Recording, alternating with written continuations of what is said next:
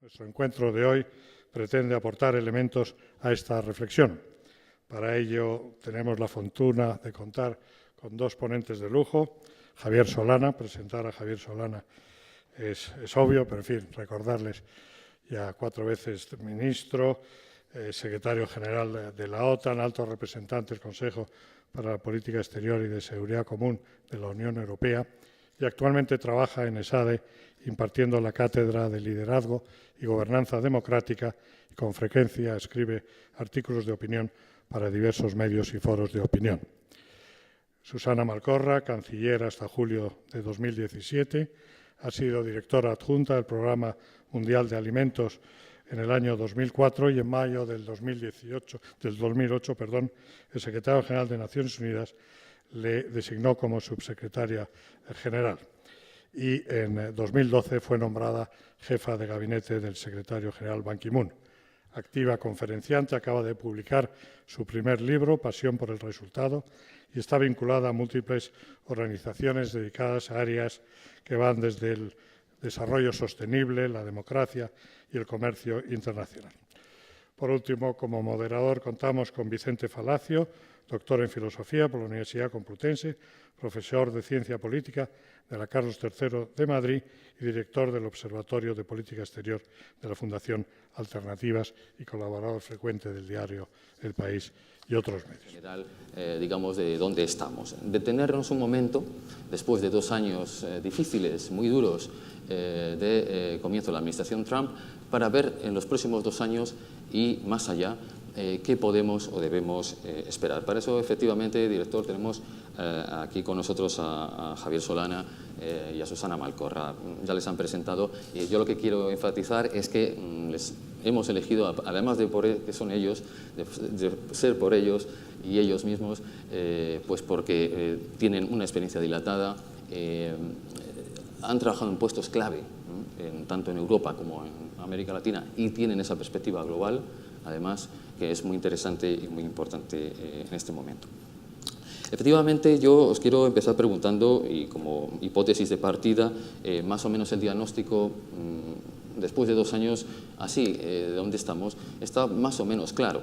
Tenemos un momento difícil en el cual los pilares de lo que hemos llamado siempre Occidente, o esas varias patas de Occidente, que son las Américas, que es Europa, nos podemos ir a Oceanía, Australia, nos queda, por supuesto, al norte Canadá, etcétera, pues están en una guerra, están en una triple guerra, un triple conflicto muy importante. Hay algo que va mal. Parece que adentro de nuestras sociedades tenemos problemas de tipo económico, de tipo social, que nos ha dejado la crisis. Tenemos una guerra cultural, en términos de valores, muy importante, que no hemos solucionado, una polarización enorme dentro de nuestras sociedades y que se está reflejando en una fragmentación del orden, lo que llamamos el orden liberal internacional. Parece que no hay un modelo que los occidentales no encontramos un modelo de orden que sirva en este entorno de globalización para los demás. Así que la primera pregunta, Javier, así de entrada, es ¿cómo lees los resultados de las midterm en Estados Unidos? No hubo al final esta gran ola azul, ¿no?, de los demócratas, eso no ocurrió, pero al menos reconquistaron la Cámara de Representantes. ¿Cómo lees esto? ¿Qué impacto crees que va a tener? Y ¿cómo deberíamos leerlo desde Europa y desde América Latina? Si es que también quieres decir algo. Bueno, muchas gracias por la invitación. Director, gracias. Gracias, Juan Pablo, por tu presencia aquí, secretario de Estado. Gracias a la representante del Gobierno para el Cambio 2030, Cristina, y gracias a todos por venir. Yo quisiera, antes de contestar a tu pregunta, decir 2 palabras sobre Susana, la que me acompaña. Yo tengo un gran respeto por ella, la he conocido hace mucho tiempo y me gusta recordar porque ya lo he leído hace unos días, pero vamos, lo digo, para algunos no se la recuerdo. El libro que has escrito es una maravilla y es una maravilla empezando por el título. es un libro que dice que estoy enamorada de los resultados. Pasión por los resultados, no pasión por... Me parece estupendo. En estos momentos necesitamos resultados, necesitamos que las cosas se hagan. Y más que las cosas se vuelvan a decir, porque estamos en un bucle diciendo todo lo mismo por un lado y para el otro, pero las cosas no se hacen. Me encanta que hayas escrito un libro poniendo pasión en que las cosas se hagan. Y bueno, como vamos a estar un rato juntos, ya hablaremos de más cosas. Vamos a ver, me haces una pregunta que no tiene contestación, porque o bien ha pasado poco tiempo o bien ha pasado demasiado, ¿no? ¿Cuáles son los resultados de las elecciones de Estados Unidos? Pues hombre, hemos visto lo que ha pasado un pequeño cambio, no el cambio que se esperaba por parte de algunos, pero sí un cambio que hace que una de las dos cámaras, en este caso la cámara menos importante internacionalmente, pero más importante realmente, que es el Congreso de los Diputados. El ver el Congreso de los Diputados en manos de una mayoría demócrata, pues sí es un cambio muy fundamental. El Senado no ha cambiado de bando, pero el Congreso sí. Yo creo que eso va a tener elementos muy importantes, sobre todo en algunas cosas de naturaleza más bien doméstica que internacional, pero también en cuestiones internacionales. Pero yo creo que lo que está pasando en Estados Unidos es que el resultado de las elecciones presidenciales pues fue una auténtica catástrofe. Encontrarnos en Estados Unidos, la primera potencia mundial, una persona que mira al mundo y dice American First, lo que yo quiero es que American sea lo primero, a mí me parece un gran disparate en un mundo globalizado, en un mundo lo que el líder mundial debía decir, el mundo es lo primero, y yo voy a dirigir el mundo, teniendo el mundo como primera ambición y como primera el lugar donde tenemos que resolver los problemas. Estamos en un mundo donde los problemas fundamentales son problemas globales, que requieren, por tanto, una solución global y que, por lo tanto, tienen necesidad o hay necesidad de que haya cooperación. Cooperación es la palabra más importante que debemos seguir usando. La palabra que es la contraria, digamos, la confrontación, debía ser casi una excepción. La regla debiera ser la confrontación. Es decir, el diálogo, el tratar de llegar a acuerdos, el tratar de mover las cosas hacia adelante. Por lo tanto, si la primera potencia dice que no me interesa el mundo, sino que me intereso yo más que el mundo, pues estamos ya llamando a que China diga yo también quiero ser la primera, y India diga yo también quiero ser la primera, y Brasil también, y entonces estamos jugando a la confrontación. Eso es lo que yo creo que es lo más grave de lo que está pasando. Lo que ha sido en estas elecciones intermedias, pues hombre, es importante, pero no va a cambiar dramáticamente la situación. Tenemos con un Senado todavía, como he dicho antes, en manos republicanas y el Congreso en manos demócratas, pero todavía estamos, por ejemplo, con la administración parada. Y la administración está parada por una locura, no está parada por nada sensato, está parada por algo que no se va a realizar, porque no se va a poder realizar, porque no se puede hacer un muro de esa naturaleza y que nadie lo entendería y nadie lo entiende en Estados Unidos, no nadie. La mayoría no lo entienden tampoco en Estados Unidos. Por tanto, eso es lo que más me preocupa. Y desde el otro punto de vista me preocupa mucho lo que he dicho ya de una manera, y lo repito una vez más, que me parece que y en esto, por ejemplo, una guerra que nada tiene que ver con las Américas, que es la guerra de Siria, me parece, por ejemplo, que es una ignominia que llevamos desde el año 10, cuando ya estamos en el año 19, por una guerra que se podía haber parado hace mucho tiempo y por la falta de concentración en la negociación no se para. Eso me parece pues, horroroso. Por lo tanto, la falta de cooperación entre las grandes potencias es un drama. Fíjense ustedes que no ha habido desde las primaveras árabes, desde la confrontación en Libia, no ha habido ni una sola resolución del Consejo de Seguridad de Naciones Unidas que haya podido aprobarse. Todas han sido vetadas. La mitad más una vetadas por un país y lo que queda vetada por dos países. Rusia la que más y Rusia y China juntos las otras. Pero fíjense ustedes que llevamos casi 11 años en que temas tan importantes, todo lo que tiene que ver con Siria, ni una sola resolución ha podido ser aprobada. Ya ha habido, no sé cuántas son, 20 y tantas, ¿no? No han podido ser aprobadas ningunas por la competencia entre las grandes potencias del Consejo de Seguridad de Naciones Unidas. Y eso ocurre en un momento donde tenemos problemas globales, donde se necesita que haya cooperación y donde ningún problema de estos puede resolverse por un solo país. Bueno, ya me callo, ya creo que he dicho lo que tenía que decir. Mirando globalmente, es muy importante la mirada global también desde Europa y desde América Latina. Susana, quiero preguntarte, ¿cómo has visto los 2 últimos años? ¿Cómo los has vivido y qué esperas de aquí en adelante? En particular, ¿qué destrozos crees que ha causado para las Américas, para América Latina y para el orden multilateral los primeros pasos de la administración Trump? Y si crees que hay alguna manera de revertirlos, o si ves algún resquicio o manera de orillarlos o revertirlos en el futuro. ¿Cómo lo estás viendo? Bueno, antes que nada, gracias por la invitación, gracias por la compañía y gracias, Javier, por tus palabras. Me ha sorprendido. A mí me obsesiona el que concentremos todo en Trump. Me parece que es una sobresimplificación que es sumamente riesgosa. Yo creo que Trump, obviamente, es un fenómeno que tiene un impacto. Hay que reconocer que es la consecuencia de, no la causa de muchas de las cosas. Y me parece que esta onda expansiva es mucho más amplia y trasciende al presidente Trump.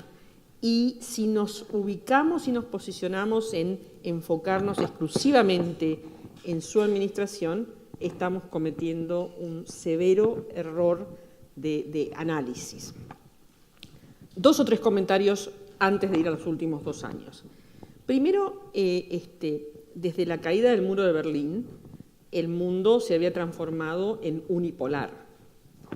Es poco sostenible esa situación prolongada en el tiempo.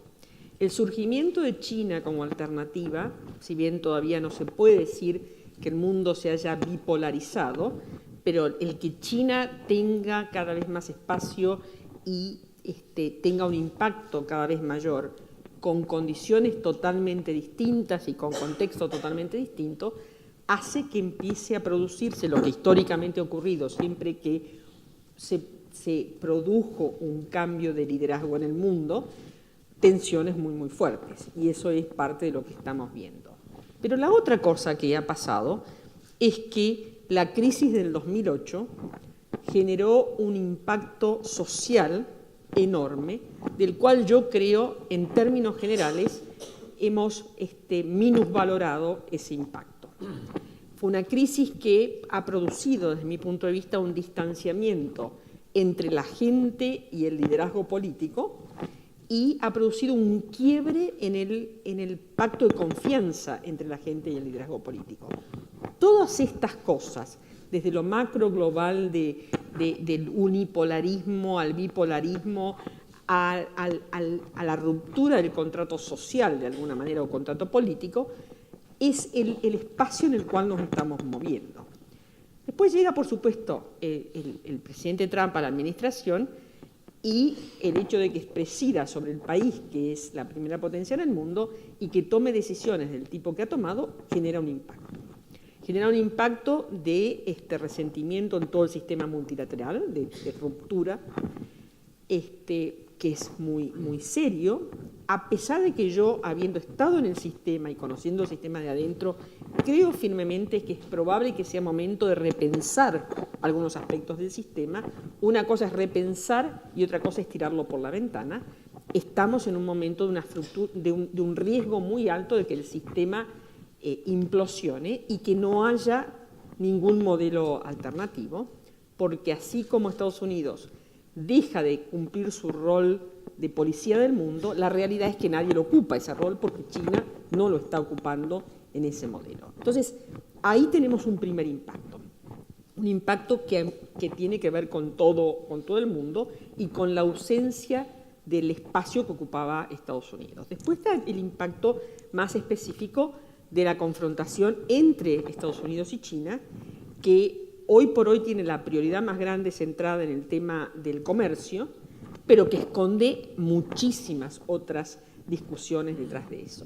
A mí me parece que en el cortísimo plazo lo que puede llegar a tener un efecto más devastador si no se resuelve es el tema comercial. Si no logran descomprimir la escalada de tensiones que pareciera ser que China está dispuesta a encontrarle un mecanismo de descompresión, ahí pueden producirse efectos de reverberación muy grandes y a partir de allí yo creo que tanto Europa como Latinoamérica van a sufrir los efectos así como el resto del mundo y me parece que es un momento para que Europa y Latinoamérica, pero sobre todo Iberoamérica, hablen y se cohesionen en algunas cuestiones para tener un poco más de fortaleza en algunos de los planteos que serán necesarios.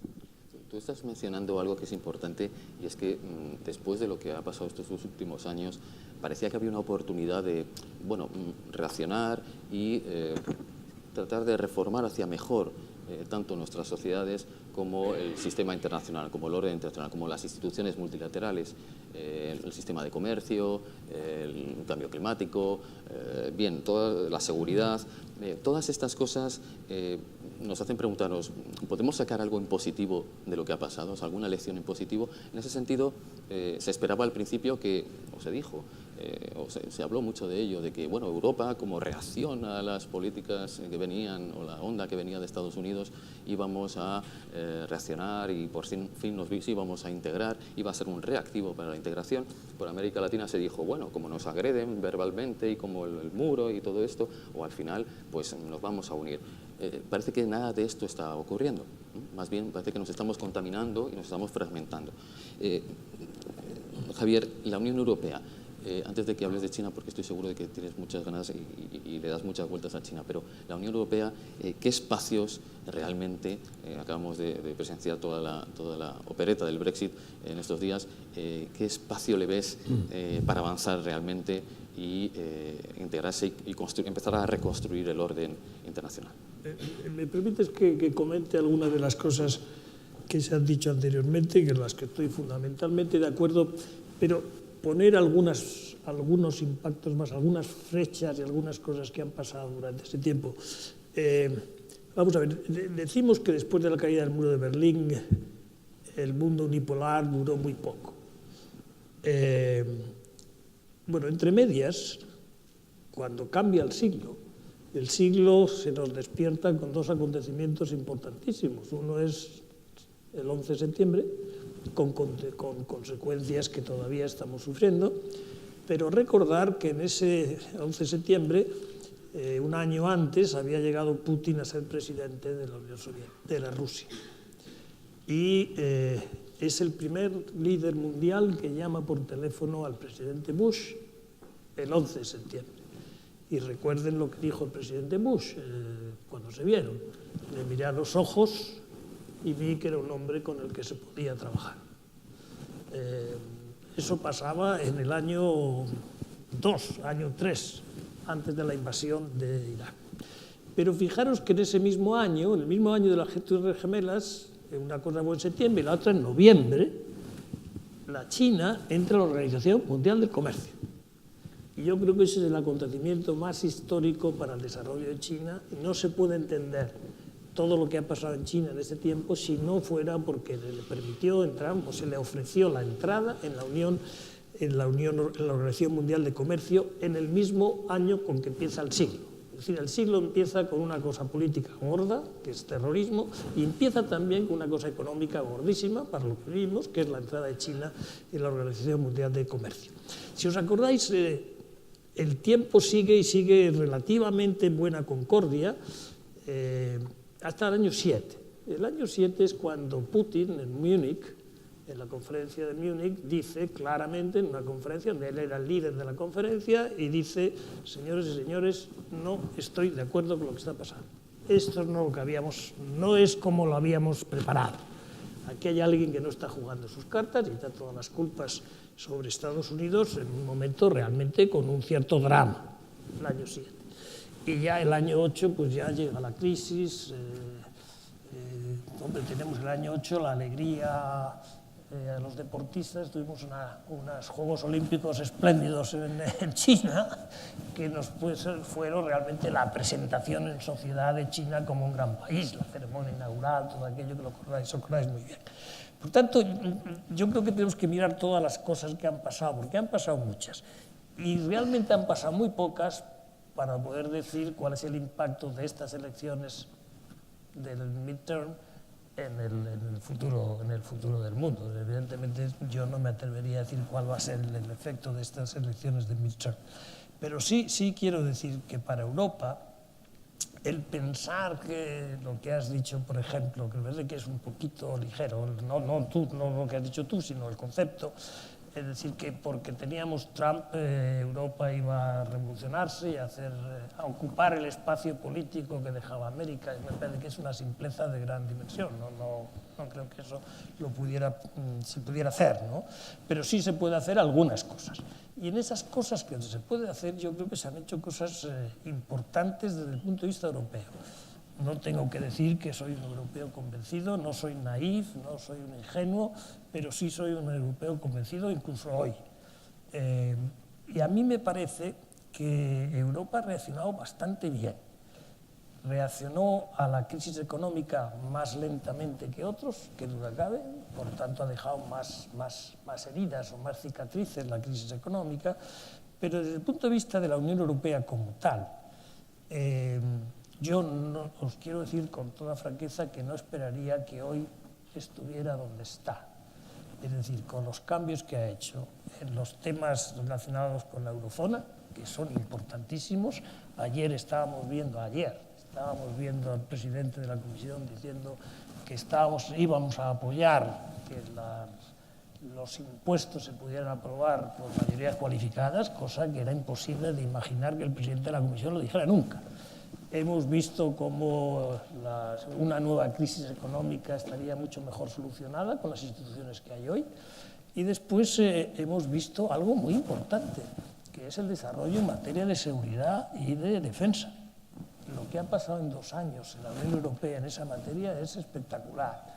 Yo lo vi nacer, fui parte del parto, digamos, inicial, y realmente pues, me ha sorprendido muy favorablemente lo que ha pasado en estos 2 últimos años, que traen causa, vienen por alguna declaración insensata del presidente Bush, hoy del presidente Trump, y también por una situación en nuestra vecindad que no hemos sido capaces de gestionar. El caso más importante, lo vuelvo a repetir, es Siria. La crisis más importante que ha tenido en estos años la Unión Europea la tuvo en el año 15. En el año 15 se tocaron el corazón de la Unión Europea cuando llegaron más de 1,5 millones de refugiados en muy poco tiempo. Y se rompieron realmente los temas más importantes de la Unión Europea. Parecía que se iba a romper todo. Y es verdad que alguna parte se rompió, pero fijémonos bien que eso trae causa de que había una guerra. Y esa guerra estaba a pocos kilómetros de nuestras aguas. Y no fuimos capaces de darnos cuenta que esa guerra había que parar, ¿no? Y de esa guerra nace ese drama que estamos todavía viviendo del post-2015. Hay un post-2008, que es todas las consecuencias de los temas económicos, pero tienes un post-2015 que son las consecuencias de los temas debidos a la migración. Y esas 2 cosas hay que fijarse de dónde viene cada una y cómo se podían haber evitado. La segunda, desde luego, se podía haber evitado si hubiéramos tenido lo que ahora podemos tener para el año que viene o para los años futuros. Por tanto, yo creo que sin ser un optimista cerrado, que no lo soy, o abierto al infinito, que no lo soy, sí creo que tenemos algunas posibilidades de trabajar de una manera más sensata desde el punto de vista de la Unión Europea. Vamos a tener un Parlamento más fragmentado, sin duda, pero tan fragmentado que seguirá habiendo 3, 4 fuerzas que podrán conseguir en el Parlamento manejarse coordinadamente y llegar a algunos temas de consenso en los grandes temas. Y yo incluiría también algunos partidos nuevos, como son los Verdes, por ejemplo, que subirán seguramente en prácticamente todos los países, creo, y espero. Pero sí, estamos en un momento muy difícil, muy complejo, todo es difícil, pero es de una gran complejidad y que no vemos, vamos a ver qué líderes salen para hacer frente a esta complejidad. Yo espero que en Alemania Merkel pueda seguir todavía, habiendo tenido ya una sustituta potencial que la ha nombrado ella, creo que esa relación va a ser buena y por lo tanto que no habrá elecciones precipitadas en Alemania. Tenemos una relación en Francia muy delicada, muy difícil, pero también hay tal fragmentación que yo creo que al final pues saldrá alguna solución positiva por la vía de Macron. Esto es lo que puedo decir. Por lo demás, en términos más generales de China, etcétera, que quiero hablar cuando me lo preguntes, estoy muy de acuerdo con lo que has dicho tú, Susana. Realmente esto va mucho más allá de la idea de Trump. Pero una cosa sí ha cambiado fundamentalmente en Estados Unidos ya. El último viaje que yo he hecho a Estados Unidos, que no hace mucho, me vuelvo con un convencimiento claro. El post-Trump no será el pre-Trump. El post-Trump será muy distinto del pre-Trump. Es decir, la presencia, lo que ha pasado ya con Trump, ya es una realidad que ha cambiado a Estados Unidos. Y eso fundamentalmente se nota en la reflexión en Estados Unidos hoy sobre China. Ha cambiado radicalmente. La reflexión sobre China en la época de Obama era distinta a la que hay hoy. Y esa que hay hoy no es solamente trumpista, digamos, no solo Trump, sino segmentos más amplios que es dentro de Trump, en el Partido Demócrata. El tema, las relaciones con China están cambiando la percepción de esa relación y es algo fundamental, como has dicho tú, porque tiene consecuencias ya en el crecimiento de la economía global. Estamos casi 1,5 puntos por debajo de la economía global solamente porque hay una amenaza que va a haber un problema comercial entre China y Estados Unidos y ya hemos bajado la velocidad de crecimiento casi un 1,5, ¿no? Dejaros si eso no es solamente una amenaza, si es una realidad, ¿no? Sobre esto que dices, Javier, China volveremos, pero sin duda esas transformaciones sociales, políticas, esos nuevos proyectos en Europa, esas nuevas posibilidades de vías de acción, esas dudas, también han tenido su réplica paralelamente, simultáneamente en Europa, en las Américas, Norte, Suramérica. Es decir, coincidiendo con el cambio de ciclo en Estados Unidos y paralelamente se da un cambio de ciclo político, claro, en Latinoamérica, al sur del Río Bravo hasta abajo. Y tenemos nuevos gobiernos, el fin de lo que era la izquierda, de los gobiernos, las grandes coaliciones de gobiernos de izquierda latinoamericanos, con un giro claramente al centro liberal o a la derecha, incluso a nuevas formas de nacionalpopulismo. Y en sus varias variantes tenemos los casos de Brasil o México, que son dos polos que van a configurar en gran medida lo que pase en los próximos años en América Latina, en gran medida. ¿Qué valoración haces qué diagnóstico de urgencia harías mirando a la región, mirando a América Latina, de estos cambios políticos? ¿Lo ves algo positivo o ves más inconvenientes que ventajas? Te lo digo porque una de las cosas que se están comentando es la importancia de luchar contra la corrupción. Ha habido gobiernos que han caído por el tema de la corrupción y quizás eso sea bueno también, replantearse en gran medida la importancia de combatir esto. La inseguridad ciudadana son temas que han sido relevantes, muy relevantes, decisivos electoralmente, tanto en México como en Brasil. Por poner dos ejemplos, Argentina es otro caso y hay muchos, ¿no? ¿Qué diagnóstico haces de este cambio de ciclo y qué oportunidades ves ahí, Susana?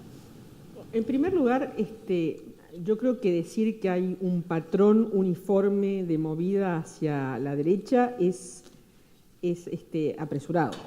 porque cuando uno analiza qué pasó en Brasil y qué pasó en México, los movimientos no son en el mismo sentido. Lo que sí es claro es que hay una reacción en contra de lo establecido. Entonces, en el caso de Brasil, donde el PT era lo establecido, tenía 16 años de gobierno, se produjo un movimiento de reacción en contra hacia lo desconocido, que está representado por una visión, sin lugar a dudas, nacionalista populista. Una visión de ir hacia atrás 50 años, ¿no? 50 años atrás en Brasil, recuerdo todo el mundo, es época de dictadura, ¿no? Entonces, ese es Brasil. En el caso de México, después de tantos años del PRI y del PAN, yo diría, surge una alternativa que tiene un sesgo de izquierda, ¿no es cierto?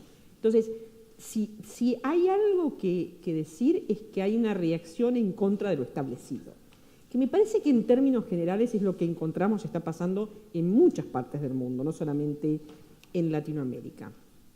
Y la reacción en contra de lo establecido me parece que viene de la falta de respuesta que lo establecido ha tenido respecto de la sociedad. Entonces, de allí viene esa reacción. ¿Cuáles son los temas centrales en Latinoamérica? Bueno, yo creo que el gran problema en Latinoamérica es la desigualdad. Es definitivamente el tema pendiente en Latinoamérica. Un tema que ha quedado irresuelto con gobiernos de corte izquierdista o de corte de derecha. No hemos sido capaces de lograr que haya una real redistribución dentro de la región. Los contrastes son cada vez más grandes y eso genera un severo problema que, obviamente, cuando lo pensamos en términos, miro a Cristina que está aquí adelante, de la Agenda 2030, tenemos instrumentos para encararlo, pero pareciera ser que no estamos siendo capaces de manejar esos instrumentos de la manera política adecuada. El otro problema serio de la región es, sin lugar a dudas, el tema de la corrupción, pero yo diría que junto con eso está todo el tema del narcotráfico, que tiene un impacto y tiene un cruce, y esto se da, por supuesto que en México, se da en Colombia, se da en Venezuela, se da en Brasil, y con una característica distinta se da en la Argentina, porque la Argentina todavía no es parte de un modelo de grandes carteles, y recuerden que dije todavía, por ahora Argentina ha sido esencialmente un país de tránsito, y como todo lo que transita, se queda algo en el camino, y lo que queda en el camino produce un negocio más de menudeo comparado con los grandes carteles. Entonces, estas cuestiones han tenido un gran impacto. Desde el punto de vista económico, la región es una región que carece de un nivel de integración adecuado, que me parece es un gran condicionante para proyectarse al mundo. Y cuando hablo de integración desde el punto de vista comercial, como desde el punto de vista de infraestructura, como desde el punto de vista de inversión directa intrarregión, es decir, todos esos indicadores son indicadores deficientes que debilitan a la región. Y la institucionalidad de la región, en términos generales, está lejos de ser la deseable. Entonces, en ese contexto, tenemos una realidad de Latinoamérica que de ninguna manera, me parece, se puede decir es blanco-negra, tiene muchos tonos de grises y es un enorme desafío. De acuerdo, la cuestión aquí es cómo avanzamos y qué pasos adelante puede dar la región en ese sentido. Tú has mencionado la Agenda 2030 y que creo que nos va a ser muy útil como hilo conductor en los próximos minutos. Javier, volviendo y abriendo el foco, ¿no? Europa, China, cuando hablamos de China y hablábamos de Occidente y de las distintas patas de Occidente, bueno, pues siempre nos tenemos que ver con lo otro que ha sido China y que no hemos conseguido todavía. Tú mencionabais la entrada en la OMC como momento fundacional de un nuevo orden mundial y realmente de un momento diferente cualitativamente. Todavía no hemos conseguido integrar integrarnos con China, hacer encajar las piezas. Mi pregunta para ti es, tú vas a Washington, vas a Estados Unidos mucho, dices que en tu último viaje ves unos Estados Unidos diferente, el debate en estos momentos sigue muy vivo en torno a China, y están aquellos que piensan que hay que desconectar, creo, hay que ponerse duros y realmente ir a una confrontación que antes o después iba a ocurrir de todas formas, y hay aquellos que piensan que, bueno, de alguna forma tenemos que estrechar lazos. Pero políticamente China para Occidente y para Europa y para los países democráticos liberales de América Latina nos plantea un reto que es, bueno, no es una democracia, y resulta que a veces ejerce como de modelo, de polo de atracción para aquellos gobernantes o aquellos países, aquellos gobiernos que buscan otro modelo alternativo al liberal democrático. Entonces, políticamente es una China en nuestro zapato, en cierta manera. No sé, te estoy provocando a ver cómo lo ves. Y económicamente, en cambio, tenemos que llegar a acuerdos. Que China es competidor, pero también cómo cooperar con ellos. ¿Cómo cuadramos ese círculo? Vamos a ver, hablar de China es un capítulo entero, ¿no? No se puede hablar en 2 minutos de China, pero dejadme decir dos o tres cosas sobre China. Deng Xiaoping muere en el año 97. Al final del siglo. Ya no era el gran líder, había un presidente que venía del grupo de Shanghái, que fue un grupo muy fuerte, que dura mucho tiempo, y todo lo que ha pasado con el último gobierno, las últimas elecciones, la figura del presidente Xi Jinping es enormemente importante y está muy preparada él ya mismo y la gente que le apoyaba para tomar unas decisiones más fuertes, más asertivas de lo que es. Recordar que Deng Xiaoping decía básicamente que el problema de China seguía siendo un problema interno y que por favor todo lo que fuera externo con la voz muy bajita, que nadie nos tuviera miedo en el mundo. Y parece que Xi Jinping ha perdido esa... Parece que quiere ser más asertivo y decir que China está aquí para quedarse. Cuando hablé de los Juegos Olímpicos, os tengo que decir que el que llevaba la coordinación de todos los Juegos Olímpicos de Pekín era una persona que se llamaba Xi Jinping, que hoy es el presidente. Es decir, que esta persona lleva mucho tiempo trabajando por hacer los grandes pasos de la historia moderna de China. Pero fijaros una cosa, en el año 2008 es la crisis, en el verano, en septiembre del año 2008. La primera reunión del G20 se hace en Washington, presidida todavía por el presidente Bush, luego ya le toca todo a Obama, pero la primera es así. Si yo os dijera que en ese día, cuando se reúne la primera del G20, si miráramos el número de votos que cada país del G20, de los que estaban en el fondo del Fondo Monetario Internacional, que eran todos, y del Banco Mundial, ¿qué votos tenía cada uno? Y os dijera que el día que se sentó China en el G20 y resolvió poniendo mucho dinero, sin el dinero de China no se hubiera parado la caída de la crisis, el número de votos, derechos de voto que tenía China entonces era el mismo que tenía Bélgica. Bélgica es un país muy importante, tiene las instituciones europeas, pero decir que en el mundo globalizado, si queremos hacer algo coherente, pueden estar en la misma sala reunidos con 20 votos, con el mismo número de votos Bélgica que China, es un disparate. Y con ese disparate hemos vivido, y con ese disparate hemos transitado muchos años después de la crisis, después de 2008, sin poder hacer que China, cuando digo China digo Brasil, cuando digo Brasil digo India, estos países emergentes en las organizaciones globales fundamentales para resolver los problemas, tuvieran la representación y el ser acogidos, digamos, con el peso que deberían de tener. Pues todavía en la reunión de Seúl del G20, que es 4 años después, se empieza a acordar que hay que repartir y se hace algunos repartos. Repartos que fijaros cómo son. son repartos que se hacen de tal manera que los que pierden, los que dan votos, son los europeos. Los americanos no dan votos y se siguen quedando con la capacidad de veto. Hoy tiene todavía capacidad de veto en el Fondo Monetario Internacional y lo va a tener en el Banco Mundial Estados Unidos.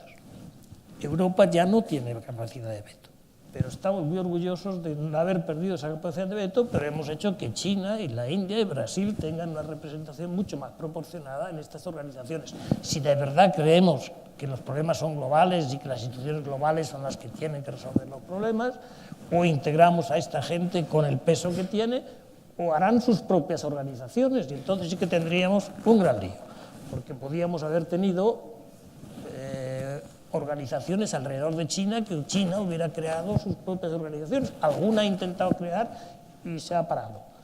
Pero lo bueno es que estamos todos jugando las organizaciones que vienen del final de la Segunda Guerra Mundial, pero hay que cambiar las reglas del juego porque si no es imposible. Bueno, pues esto es algo que se nos olvida. Y claro, los chinos pues no se les hizo grato la entrada. China, yo estaba en varias reuniones del G20 y subordinadas, donde en las primeras los chinos no hablaban, estaban allí a ver cómo venían las cosas, porque no sabían ni el peso. Ahora están empezando a participar de una manera constructiva en las organizaciones mundiales. El Banco Mundial, el país que está gastando más dinero en el Banco Mundial ahora mismo y que está teniendo más cascos azules repartidos por el mundo de los miembros del Consejo de Seguridad, es decir, de las grandes potencias, es China. Es China. Y todas estas cosas se nos olvidan cuando hablamos. Con esto no quiero decir que China es perfecta, no lo es, pero sí que hay que reconocer las cosas que hace y hace bien. Y hay cosas que no está haciendo bien. Yo creo que no está haciendo bien el entrar de esta manera en el tema comercial.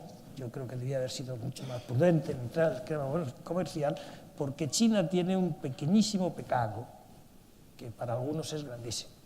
Y el pecado es que entra en la Organización Mundial de Comercio, como hemos dicho antes, en el principio del siglo, el primer año del siglo, y han pasado 18 años del siglo y ha dejado de ser una potencia como era hace 10 años, y es una potencia distinta que tenía que haber cambiado también en algunas de las fórmulas de gestionar el comercio mundial ella. Y o cambiamos de alguna manera, por acuerdo global, algunas de las reglas de la Organización Mundial de Comercio, o la Organización Mundial de Comercio va a desaparecer. Va a desaparecer, o sea, el centro de uno de los temas más importantes de la globalización. Desde que Doha no salió bien, pues estamos con ese problema de la Organización Mundial de Comercio. Y yo creo que hay voluntad de hacerlo, hay un acuerdo entre las grandes potencias, incluido Estados Unidos en este caso, afortunadamente, para hacer algunas alteraciones en el reglamento del funcionamiento de la Organización Mundial de Comercio sería una magnífica cosa. Pero voy más allá. Fijaros el Banco Mundial. Nos hemos despertado hace una semana o hace 2 semanas con la noticia de que el director general del Banco Mundial le hacen una oferta a una compañía privada que quiere hacer lo mismo que hace el Banco Mundial, que en el fondo es una compañía privada que le hace de dar dinero, bueno, de dar dinero y tener beneficios en el desarrollo, y decide que prefiere irse a esa empresa que quedarse en el Banco Mundial.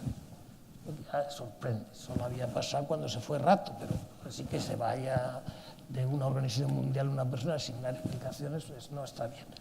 Pero ¿qué es lo que pasa? Que hay que elegir el nuevo. Y el nuevo, como he dicho antes, le toca nombrarlo a Estados Unidos.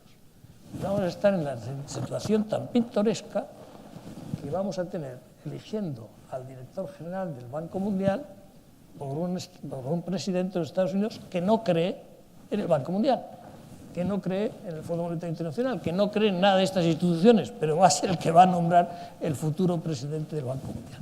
Y que todas estas cosas evidentemente chocan de tal manera que hay que arreglarlas. Y hay que tomar buena nota, y yo creo que Europa tiene que tomar buena nota para hacer que estas cosas salgan mejor. Relaciones entre Europa y China son buenas. No quiero engañar si digo que empiezan a ser un poquitín peores porque el tema comercial también está asustando. Alemania está teniendo un freno en su economía en estas semanas grande por sus relaciones comerciales con China. Pero tenemos todavía una relación con China muy buena, no les hemos concedido lo que yo creo que no había que concederles todavía, que es el reconocimiento de que es una economía de mercado. No se les puede reconocer en este momento, yo creo que hacemos bien en eso, no hacerlo, pero por lo demás tenemos unas relaciones buenas comerciales con China, mejores que la que estamos teniendo con Estados Unidos, que realmente con Estados Unidos tenemos la Unión Europea para Trump es Alemania, pero para nosotros es la Unión Europea unas relaciones muy tensas y que van a durar todavía esta tensión durante bastante tiempo por delante. Por tanto, pues no lo sé, esto es lo que les puedo decir, pero sí creo que si no somos capaces, a ver si soy capaz de decirlo de una manera contundente, si no somos capaces de generar entre el viejo mundo, digamos, el viejo mundo que éramos el 30% de la población mundial y que teníamos el 80% de la riqueza, ese mundo y el nuevo mundo, está China, India, etcétera, etcétera, si no somos capaces de construir con ellos una relación de confianza, pero de confianza estratégica, no de confianza táctica. La confianza táctica sirve para muy poco, para salir de un apuro. Pero si no llegamos a tener realmente confianza estratégica, no habrá manera de sobrar. Y hemos fallado en la confianza estratégica de una manera brutal del primer día que el presidente Trump tomó el teléfono y llamó por teléfono o cogió el teléfono de Taiwán. Claro, para el chino no hay nada más que una China. Y eso es lo que está en la acepción estratégica de la relación con China, ¿no? Y bueno, eso fue una sorpresa extraordinaria, negativa. Recuperar todo eso pues tiene mucho tiempo y tiene muchas dificultades. Oye, y una cosa más, perdona, que sobre Latinoamérica y Europa. Perdóname que lo quiero decir contigo. Yo estoy muy contento hoy, porque para mí y para ti el miedo que teníamos es que Mercosur se fuera a hacer, explosionara mucho más de lo que ha explosionado hasta ahora por la llegada a Brasil, de quien ha llegado a Brasil. Bueno, las noticias que llegan de Argentina, de la reunión de Argentina y Brasil ayer, son muy buenas. Bolsonaro y Macri han decidido que se van a poner a impulsar para recuperar Mercosur y sobre todo la relación con la Unión Europea.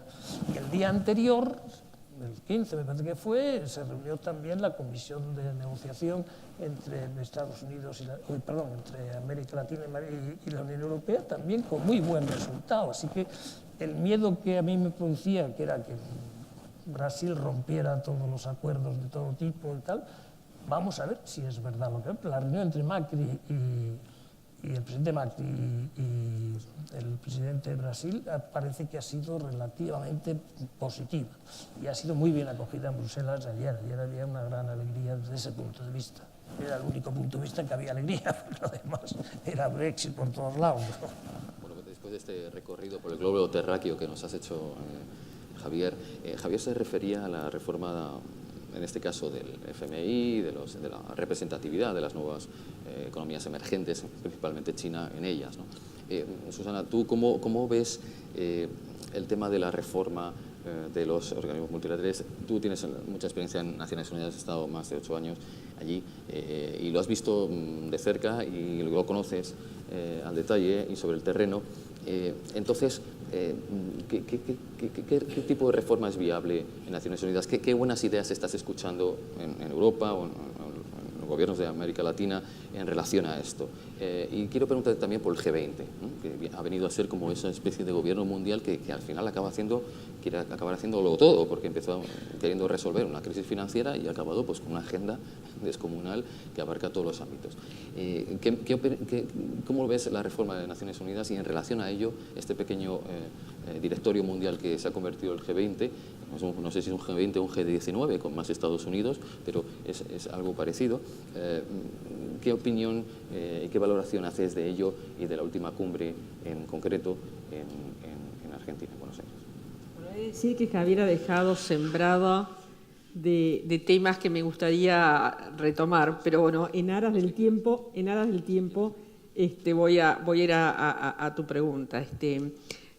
La reforma del sistema multilateral, hablemos del sistema en el sentido más amplio, es muy interesante porque en la única cosa que sí están inexorablemente de acuerdo los 5 miembros permanentes del Consejo de Seguridad es que no quieren reforma. Es decir, en eso no hay ninguna discusión. Entonces, y los que están del otro lado están de acuerdo que quieren reforma. ¿Qué reforma? Hay múltiples modelos, muchos de los cuales se neutralizan entre sí. Entonces, habiendo seguido el tema muy de cerca, habiendo estado de cerca en todas las negociaciones, yo no soy muy optimista en la reforma de un sistema que básicamente de manera voluntaria los que tienen la capacidad de veto tienen que decidir que la van a ceder. No sé cómo se va a resolver eso. Y eso es no sé cómo se va a resolver sin una crisis. Déjamelo poner en esos términos. Eso es el eje del problema que estamos teniendo con el sistema multilateral, que de ahí emanan todas las múltiples dificultades. Javier, tú hablaste de Siria. El problema de Siria se llama responsabilidad de proteger y se llama la aplicación del principio de responsabilidad de proteger en Libia mal usado. Entonces, pongámosle nombre a las cosas. A partir de allí se produce la ruptura de confianza. Yo estaba, el día que se adoptó la resolución de Siria, yo estuve sentada en el Consejo en toda la discusión cerrada. Y de manera recurrente se preguntaba cuál iba a ser la forma de aplicación. Me acuerdo que Brasil era miembro del Consejo, miembro no permanente en ese momento. Brasil se abstuvo e hizo todo un planteo que a los que no lo han leído nunca sugiero que lean el discurso de la embajadora de Brasil ante el Consejo en ese momento. Entonces, había todo un andamiaje creado alrededor de la responsabilidad de proteger. Era la primera vez que se ponía en marcha una resolución del Consejo de Seguridad montada sobre la responsabilidad de proteger. Al día siguiente de la adopción de la resolución, se destrató la resolución y se hizo todo lo contrario a lo acordado. Y la verdad, eso genera una ola de desconfianza que yo creo va a tardar mucho tiempo en restablecerse. Entonces, a partir de allí fue imposible plantear ninguna solución en el caso de Siria. Entonces, la realidad es que ha habido una ruptura de la confianza dentro del sistema. Y esa ruptura de la confianza va a llevar muchísimo tiempo en restablecerse y yo tengo serias dudas que se pueda restablecer por los mecanismos habituales de negociación. Acá se necesita un liderazgo muy grande, definitivamente, pero aparte una definición colectiva de que la suma cero no es lo que nos sirve. Y me parece que estamos yendo exactamente en el sentido contrario. Estamos yendo cada vez más a una visión de suma cero expandiéndose por el mundo. Entonces, la autopreservación está pasando a ser el estándar y me parece que la autopreservación, la suma de las autopreservaciones nos lleva a la probabilidad casi nula de que eso se produzca. Entonces, el sistema está realmente resentido. Hablaba Javier de la incorporación de China a la OMC. Yo quiero recordarnos que Estados Unidos, la administración del presidente Clinton, fue el más fuerte proponente de la incorporación de China a la OMC, entre otras cosas porque las grandes corporaciones de Estados Unidos veían una enorme oportunidad en que China participara de la OMC. Entonces, muchas veces miramos hacia atrás, leemos lo que pasó y nos olvidamos qué nos llevó a tomar esas decisiones. A mí me parece, una de las experiencias personales que tuve fue el estar en Beijing cuando el presidente Xi lanzó la Ruta de la Seda.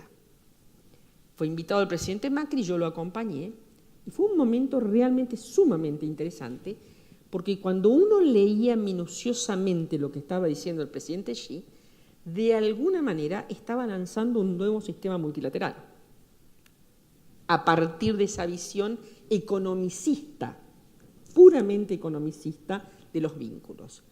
Hablaba del compartir, pero desde una visión del compartir las inversiones, las infraestructuras, una visión muy economicista. Dejaba de lado todos los valores occidentales de los cuales hemos hablado. Una semana después de que el presidente Xi lanzara la Ruta de la Seda, el presidente Trump viajó y tuvo esa famosa reunión con los Estados Árabes, donde hizo su discurso. Si ustedes leen el discurso del presidente Trump, no hay una sola referencia a la democracia, no hay una sola referencia a los derechos humanos. Habiendo estado pocos días antes en Beijing, me pareció que había una enorme similitud en el planteo de los vínculos que el presidente Trump hacía al que hacía el presidente Xi. Y la realidad es que la tecnología, que está siendo hoy uno de las grandes disrupciones en todos estos modelos, lleva a pensar que un modelo como el chino, totalmente centralizado, sin los mecanismos de la democracia, del disenso y de la discusión, con una inteligencia artificial montada sobre enorme disponibilidad de datos, puede llegar a funcionar. Yo no estoy sugiriendo que sea el mejor modelo. Cuando cayó Rusia, cuando cayó la Unión Soviética, se dijo que la economía implosionó porque era imposible manejar centralizadamente tantos variables de la economía, entonces el modelo caía. Y entonces allí creímos que el modelo de la democracia liberal con el capitalismo asociado eran la única salida. De repente llega el 2008 y nos muestra que ese modelo tiene serias limitaciones, y ahora estamos teniendo una China que con un modelo totalmente distinto, en un esquema de tecnología distinto, pareciera ser que puede mostrar una alternativa. Es decir, resumiendo en tu pregunta, es muy difícil ver cómo va a pensarse una superación del modelo existente sin una crisis y cómo esa superación, cuando se dé, va a genuinamente representar visiones mucho más distintas de cómo es el modelo del mundo que queremos. Y tampoco ese G20 con el que te preguntaba y que te puedes extender después con las preguntas, también Javier, tampoco se ve realmente que vaya a tener resultados, los grandes resultados de los que tú hablabas antes. Es momento de resultados, hay impaciencia de resultados, las ciudadanías están ahitas, ¿no? de resultados, todo el mundo los está esperando y no llegan, y entonces como no llegan, pues de ahí la impaciencia. Si quieres, Javier, antes de que pasemos a una ronda de preguntas, añadir algo en relación a lo de Susana, o un pequeño colofón antes de pasar a un turno. Estoy totalmente de acuerdo con lo que ha dicho Susana, y en relación con el gran error que se cometió en Libia, que es lo que trae causa de que estemos todavía en la situación que estamos en Siria. Eso es así y hay que reconocerlo. Lo avisaron, no se engañaron. Los chinos y los rusos dijeron, como vayáis más allá de lo que pone la resolución, y fuimos más allá, o fueron más allá los que tenían responsabilidad, yo no tenía ninguna.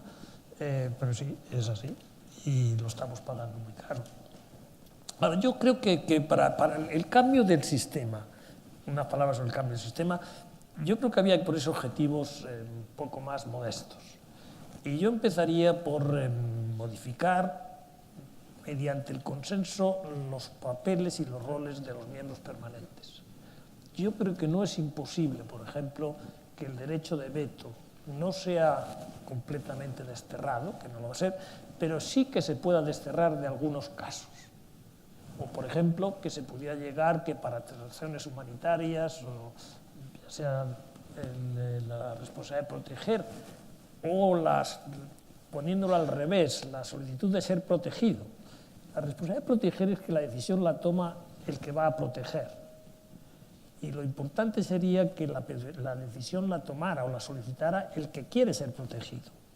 Entonces, la responsabilidad de proteger se engañan, porque claro, el que va a proteger decide qué es lo que hace.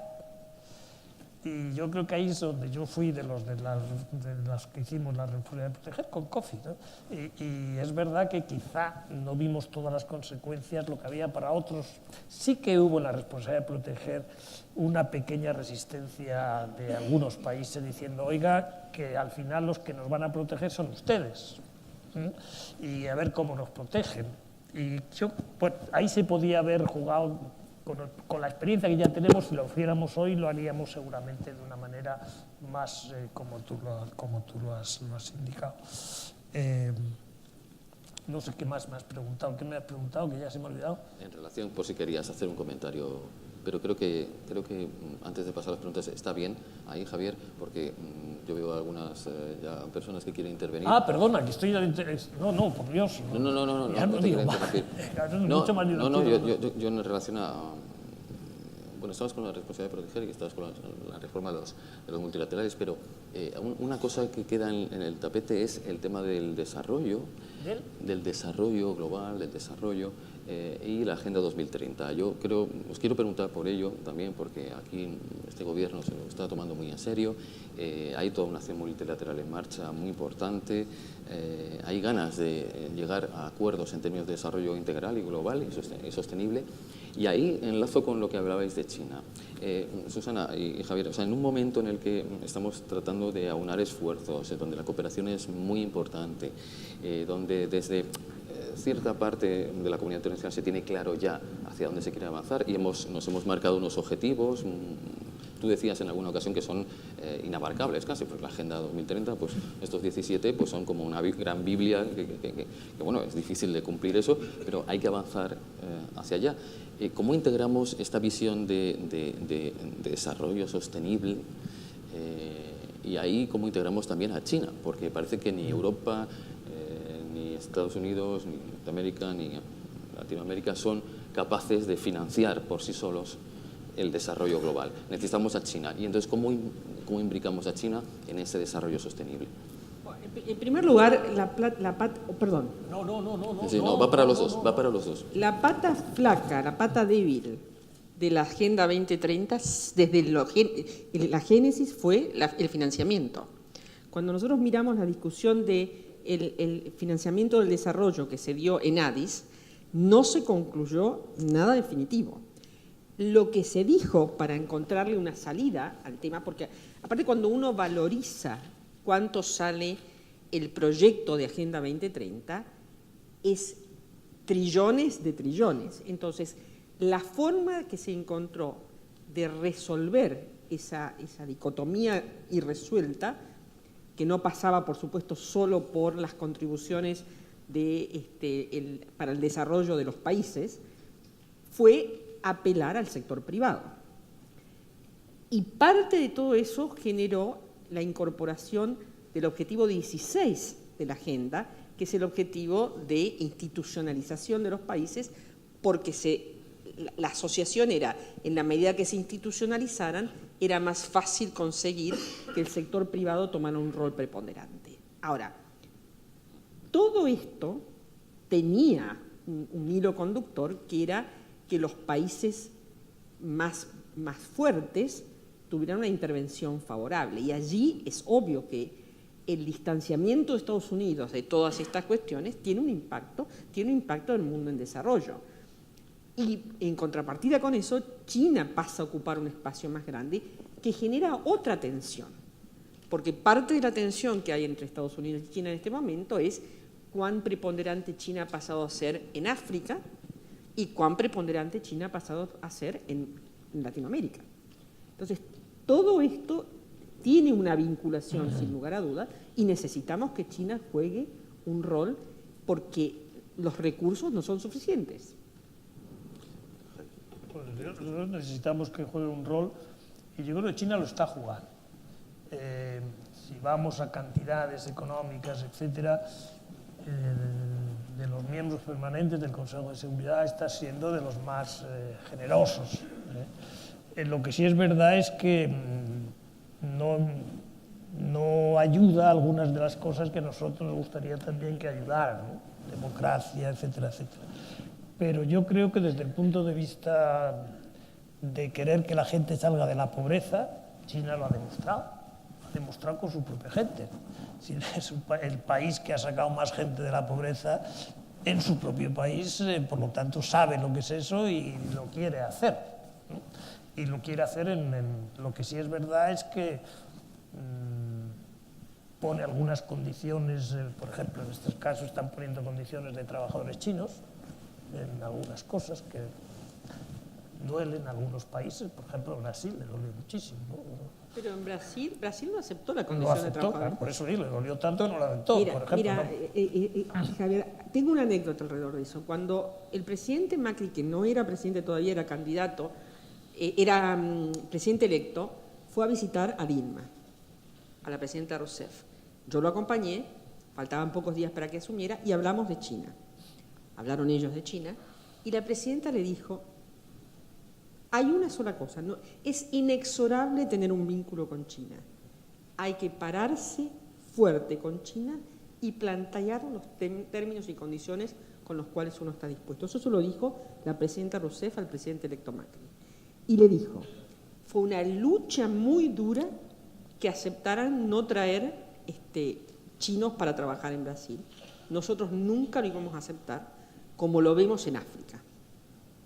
Entonces, lo que tiene China es que si te sientas seriamente a negociar y lo planteas seriamente, es duro, pero lo puedes lograr. No, yo decía decir, el ejemplo de Brasil es el primero, quizá el único, ¿no? En otros países, incluso Latinoamérica, han pasado por barcos, carros y carretas. En Argentina no trabajan... No, pero bueno, en Argentina tampoco, pero en otros sí, ¿no? Y en África también, claro, desgraciadamente. Pero vamos, yo creo que desde el punto de vista de las cantidades no es el problema, es la forma de cómo se gastan las cantidades y un poco con lo que tú decías en tu libro, o dices al principio, en el deseo de tener de cosas que se hacen. Yo creo que hay que poner las cosas que se hacen sobre la mesa, primero hacerlas, después enseñar que se han hecho y dar así moral a que las cosas, porque nos estamos en un bucle de pesimismo que es absolutamente es fake, porque debíamos de ser más optimistas lo que se ha hecho en desarrollo. Lo que se ha hecho en desarrollo en los últimos años es verdaderamente aparatoso, extraordinario, que hoy prácticamente todos los niños de un año, prácticamente, estén vacunados de todas las vacunas.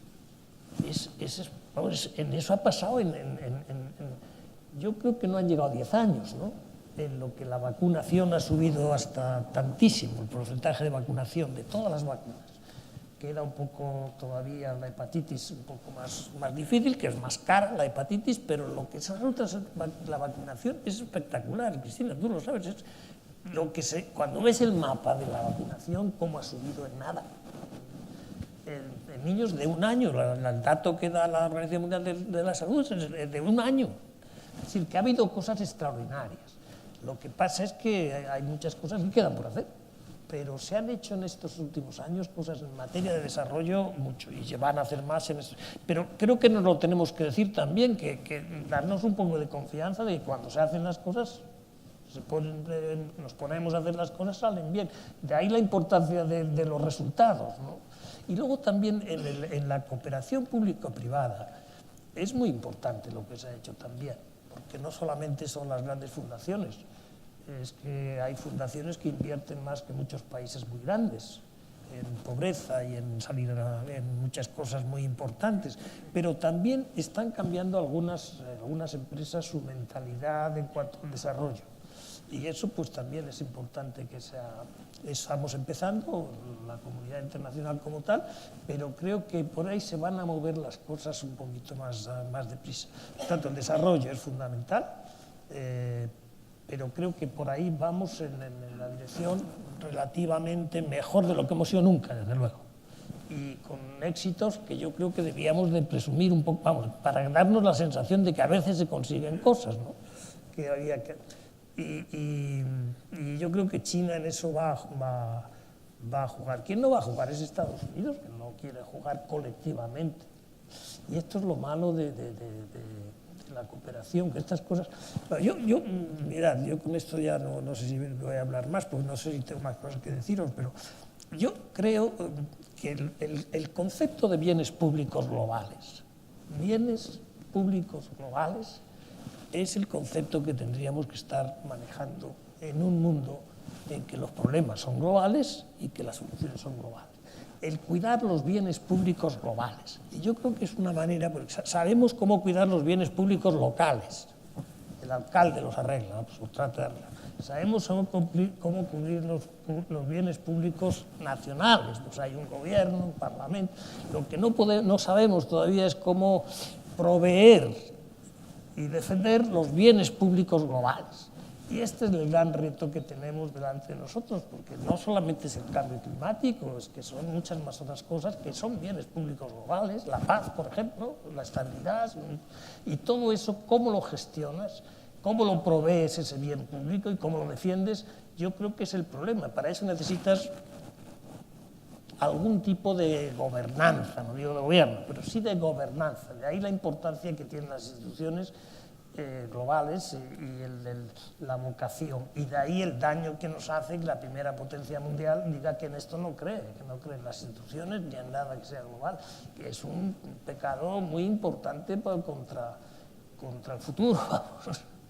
Así es, Javier. Susana, si os parece, abrimos un breve turno de preguntas antes de finalizar. ¿Hay alguna pregunta, comentarios? Que sean breves, por favor, y así lo recogen tanto Javier como... Aquí hay una cuestión.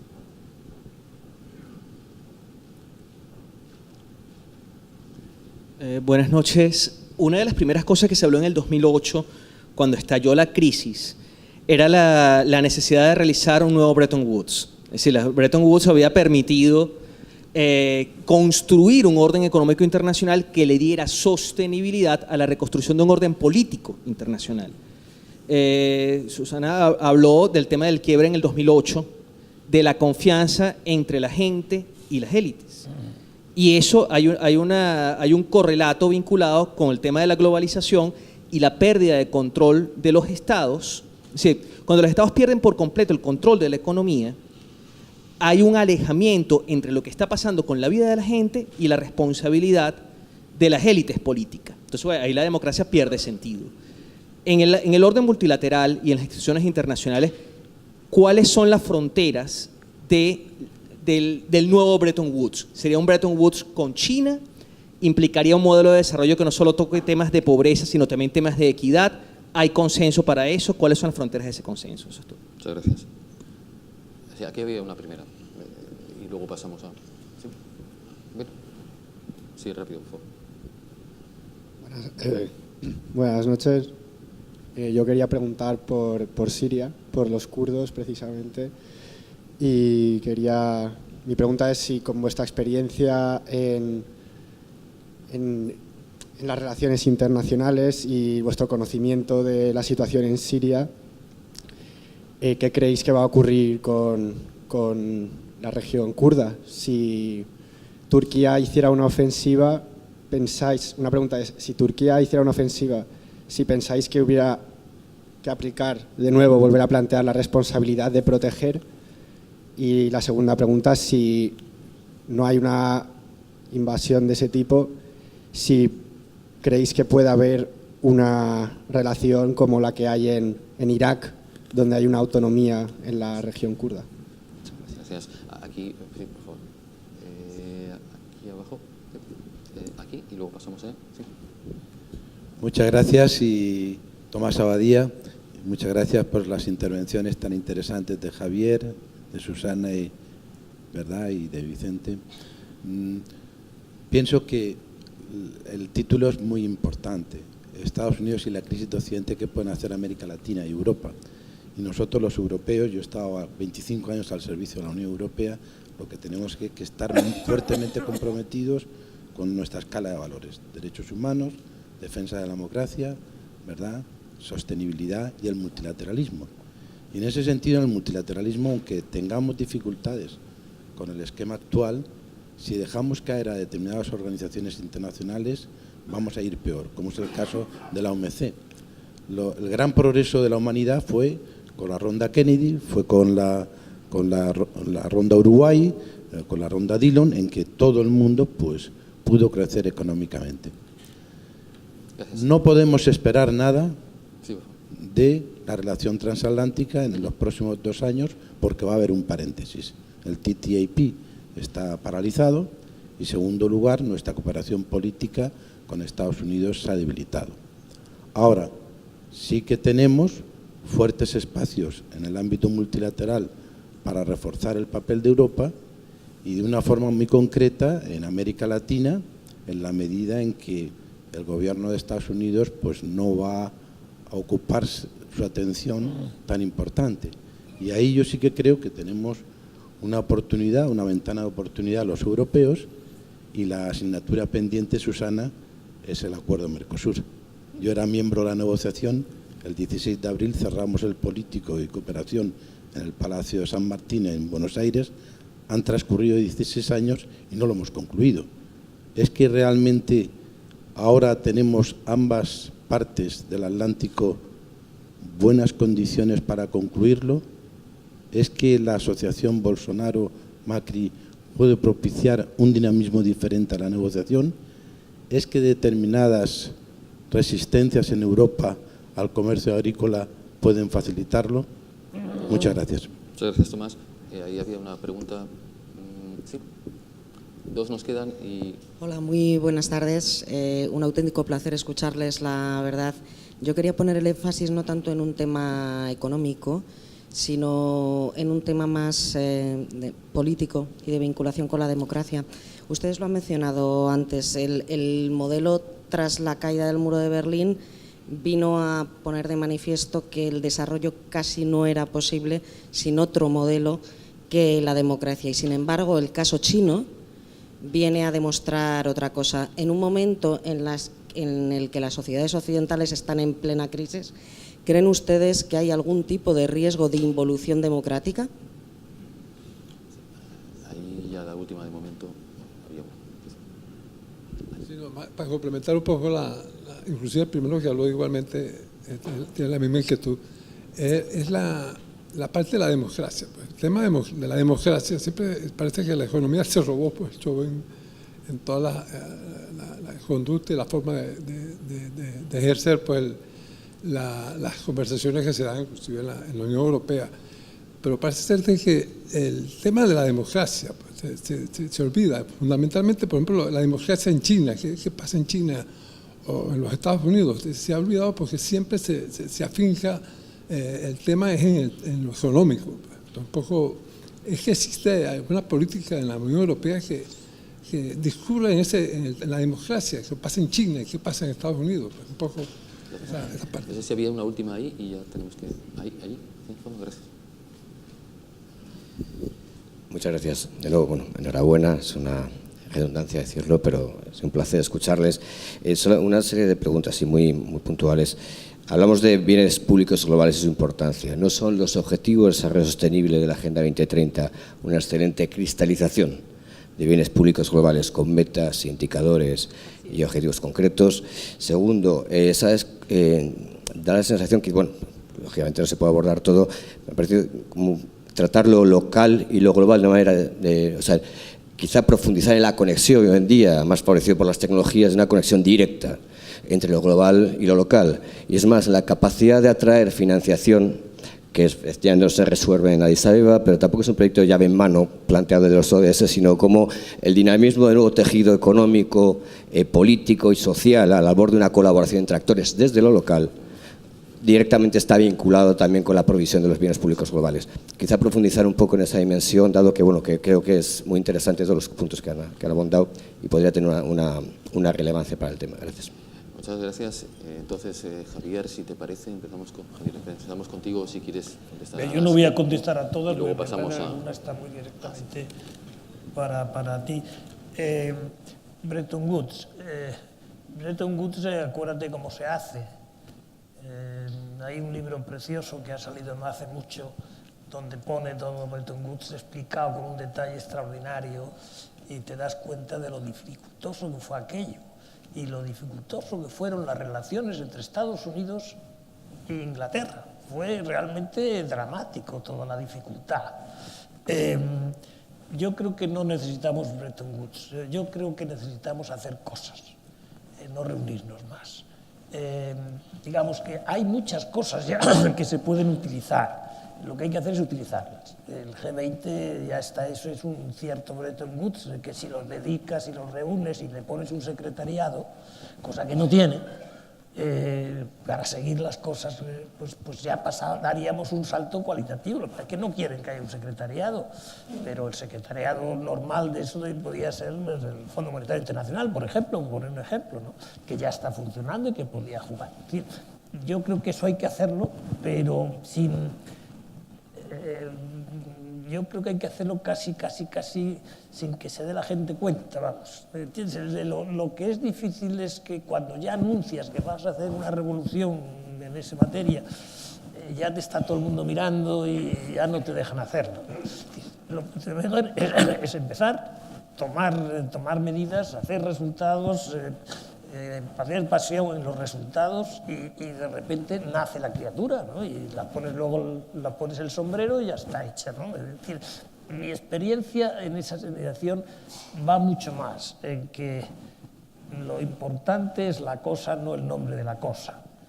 Y lo importante es hacer cosas y luego ya les pondrás el nombre después si quieres, ¿no? Pero hacer cosas, resolver, no, que yo creo que resolvemos poco. La pregunta sobre los kurdos es dramática, no sé dónde estás ahí. Es dramática. Los kurdos han dado su vida contra ISIS cuando nadie puso ni un solo soldado sobre Siria para luchar contra ISIS, ni los americanos ni Arabia Saudita, que era el que estaba alimentando el otro lado, y que decir, no puso ni un solo soldado, todos eran mercenarios pagados por alguien, ¿no?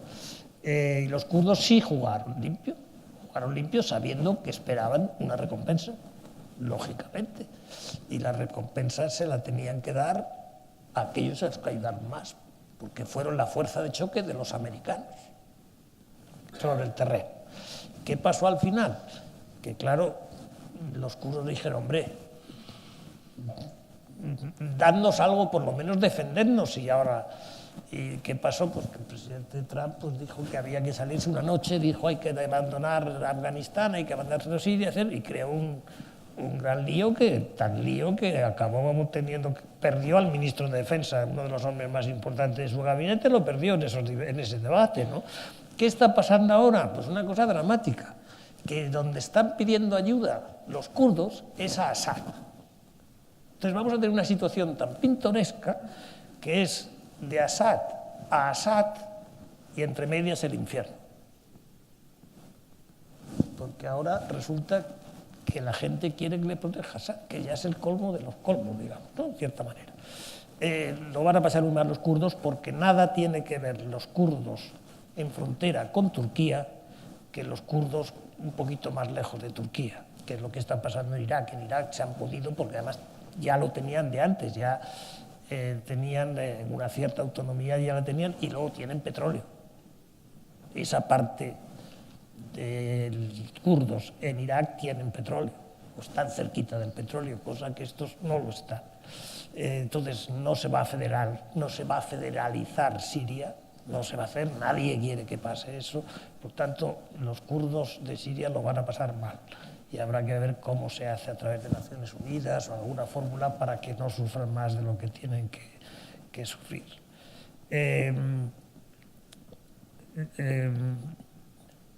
Las dificultades transatlánticas, pues sí, pero yo soy un poquito más optimista que tú, quizá ingenuo, en esto sí que puedo pecar de ingenuo, porque el pensar que con el Brasil de hoy vamos a conseguir una unificación, una integración mayor de Latinoamérica parece una contradicción. A mí me ha dado un poquito me ha hecho decir lo que he dicho, lo que he leído del resumen de ayer. Es que hay un resumen muy largo de lo que fue la reunión de ayer, del 16, no sé si el 16 fue ayer o antes de ayer, el 16, y la reunión del 15 también. Y una reunión que ha habido hace poco también con la Unión Europea y México, que se ha dado un impulso grande para que lo que pueda eso llevar mucho más. Para el año 2020 debería estar acabado una nueva renovación de una relación con México. Pero bueno, estamos aquí hablando un poco de lo que pasó ayer, no sé el contenido que tiene, pero bueno, por lo menos cambia un poco mi manera de ver las cosas. Democracia y China, alguien ha preguntado, que si se cae el muro de Berlín y hay una persona conocida por todos que dice es el fin de la historia.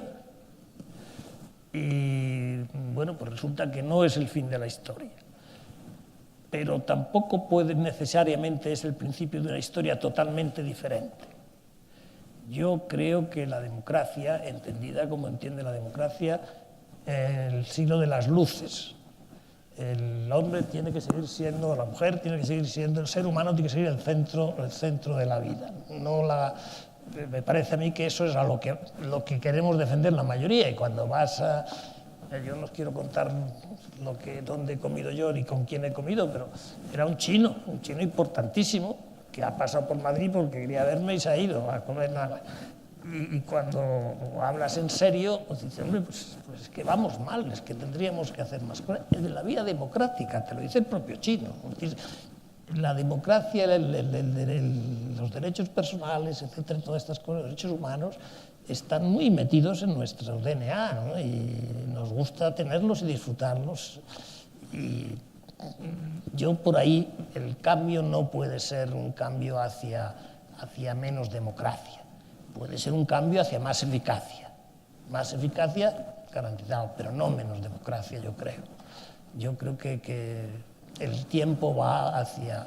Y yo creo que además la tecnología nos puede llevar a muchas cosas, pero nos puede llevar también a una manera de facilitar la democracia. Pensemos en algunas maneras que podrían hacer. Pero bueno, yo de eso sí que creo que ni es el fin de la historia, pero tampoco es el principio de otra historia muy complicada y muy distinta. Yo creo que tendremos que ir desde el siglo de las luces, recuperarlo un poco, ponerle la tecnología que ha venido y ver cómo se puede sacar de todo eso algo positivo. Pero eso es lo que yo te diría. Luego, de lo que preguntas de lo global y lo local, es muy interesante, porque realmente lo que está pasando con las ciudades es impresionante. Ciudades que son más grandes que países. Ciudades, pero son muchas ya las que son ciudades, son más grandes que muchos países y que tienen una capacidad de nuclear todos los elementos fundamentales para el desarrollo en un perímetro relativamente cercano, ¿no? Pero tú tienes las universidades, tienes las fábricas, tienes el transporte, tienes la tecnología, tienes muchas cosas. Es decir, la ciudad puede ser un elemento fundamental del nuevo desarrollo. Alguien ha hablado de pacto social, no sé quién ha sido, pero si no lo ha hablado nadie, lo digo yo. Es necesario un nuevo pacto social, y ese pacto social, el clásico pacto social, se hace entre el trabajo y el capital. Hoy es que no hay trabajo, No es que no hay trabajo, no hay trabajo. El trabajo quiere decir que trabajabas en una fábrica desde que nacías hasta que morías, entonces hacías pactos de largo. Hoy no es eso, porque la duración del trabajo en una empresa va a ser cada vez más pequeña o menos larga, ¿no? Es decir, la interlocución para el pacto social tiene que ser una interlocución diferente. Y no está muy lejos de que algo se tenga que hacer con el espacio físico. Y puede ser que la ciudad no sea un mal sitio, un elemento importante para un nuevo pacto social diferente, que insisto, que tiene de todo. No me atrevo a elaborar más ahora, pero estoy dispuesto a discutirlo en detalle cuando quieras. Y lo demás yo creo que yo, Susana, no tengo nada más que decir. Tú tienes ahí 2 o 3 preguntas que te tocan duras. Retomando lo que dices de las ciudades, la arquitectura actual del sistema multilateral no tiene una real representación de las ciudades. Entonces, ese es un problema. Sí, está Habitat, pero eso no es un mecanismo de resolución de los temas significativos. Entonces, es una forma distinta de cortar esta discusión respecto al multilateralismo que no representa hoy la distribución del poder del mundo, mirándolo desde las ciudades.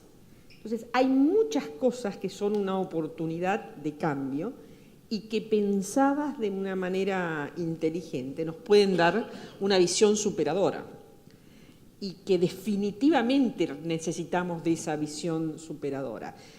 A mí me quedó pendiente lo del G20 que tú me preguntaste antes, habiendo iniciado el proceso del G20 para la Argentina siendo canciller y habiéndolo seguido muy de cerca.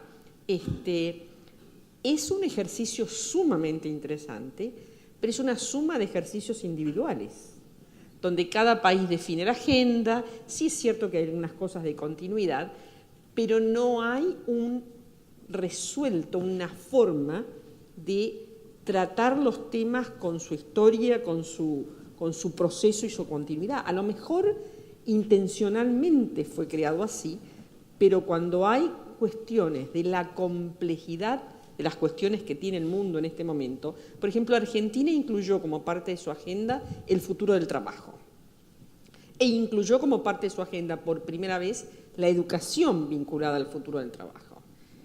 Bueno, no sé cuánta continuidad va a tener ese tema y a mí me parece que es central para definir y para discutir hacia dónde vamos. Entonces, nos faltan instrumentos. Mercosur, Unión Europea. Yo creo que hemos sido campeones de engañarnos unos a otros. Siempre teníamos una excusa. Brasil se escondía detrás de Argentina, Argentina detrás de Brasil, Brasil y Argentina detrás de la Unión Europea que no resolvía sus problemas. A mí me parece que este ya no es un problema económico, no es un problema comercial, es un problema político. Si somos incapaces de probar que el Mercosur y la Unión Europea firman un acuerdo, y si somos incapaces de probarlo por unas cuestiones que son marginales al tema global, es ponerle el sello a nuestra total ceguera respecto de qué es lo que estamos discutiendo. Ahora, yo soy una convencida de esto, así que están hablando con el convertido. Pareciera ser que de lo que surge, y por supuesto yo no tengo ninguna información privilegiada de lo que pasó en la reunión entre el presidente Macri y el presidente Bolsonaro, pero pareciera ser que se han movido en un sentido positivo. Desde mi opinión, desde lo poco que sé en este momento, hay una ventanita muy pequeñita, porque creo que la posición de Brasil puede cambiar muy rápido. Entonces, espero que esa ventana se pueda aprovechar y se saque adelante. Yo les diría que en lugar de responder a cada una de las preguntas, porque me parece que Javier lo ha cubierto, querría terminar simplemente diciendo que la realidad de nuestro mundo de hoy, que es convulso, que es complejo, nos plantea un futuro aún más complejo, y ese es el desafío que tenemos colectivamente. La gente busca certidumbres, y lo que no tenemos en este momento son certidumbres en la mayoría de las cuestiones. Entonces, poder trabajar colectivamente, conjuntamente, en no eliminar, porque no son eliminables, pero minimizar las incertidumbres, quitando variables que nosotros agregamos sin ninguna razón de fondo, es fundamental. Y para mí eso pasa por una comunicación muchísimo más fuerte. Eso es el multilateralismo, es la plataforma donde nos sentamos y hablamos de las cosas que estamos de acuerdo y las cosas en las cuales no estamos de acuerdo, y hacerlo de una manera sistémica es fundamental. Es cierto que esto que yo digo parece absolutamente ilusorio y naïf en el contexto, y parece ilusorio y naïf con un Estados Unidos donde está, y un China donde está, y una Europa donde está, y el resto de las regiones donde están. Pero si no hacemos eso, las probabilidades de que se dé una crisis son muy altas. Y, por supuesto, detrás de una crisis puede ser que resurja un nuevo sistema, y un sistema que responda a las distribuciones del poder del momento. Pero me parece que está en nosotros tratar de hacer todo para evitar que esa crisis pase, para que efectivamente pueda renovarse el sistema. Gracias. Muchas gracias, Susana, extraordinario, y Susana Malcorra, Javier Solana, muchísimas gracias. Bueno, pues con la excusa perfecta de las elecciones midterm en Estados Unidos y lo que está pasando, pues os ha dado tiempo a hablarnos del mundo mundial, de Europa, de América Latina, del multilateralismo, del desarrollo global y de los retos que tenemos de cara al futuro. Gracias por compartir a todos ustedes la conversación, y gracias a Casa de América. Gracias. Muchas gracias.